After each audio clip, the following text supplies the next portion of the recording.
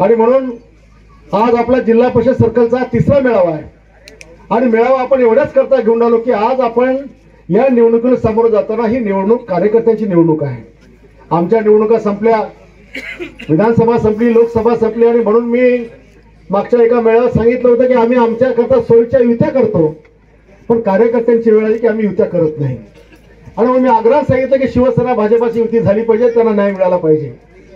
पण ते काही आता उपरे आलेले आहेत, त्या उपऱ्यांना काही भाजपची युती होऊ द्यायची नाहीये। पहिले म्हणे बुलढाण्याचं नगराध्यक्ष पद द्या, आम्ही युतीला तयार आहे। मी काल चिखलीमध्ये म्हणलं बुलढाण्याचं नगराध्यक्ष पद दिलं, चिखलीचं आम्हाला द्या।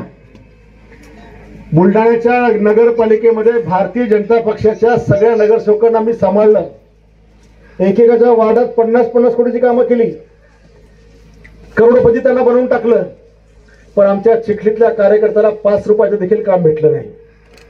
एकीकडे आम्ही भाजपचे कार्यकर्ते सांभाळायचे, आमचे पण सांभाळायचे आणि आमचे शिवसैनिक मात्र बाकी ठिकाणी वाऱ्यावर त्या ठिकाणी सोडायचे। आणि म्हणून मी चिखलीत सांगितलं किमान चिखली शिवसेनेचा नगराध्यक्ष झाला तर आमच्या कार्यकर्त्याला बळ तरी येईल, तो सांभाळेल तरी।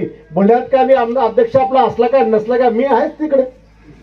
अध्यक्ष नसताना नगरला एवढी कामं केली आणि म्हणून शिवसेना भाजपा युती हो का ना हो, युती व्हावी ही आमची प्रामाणिक इच्छा आहे।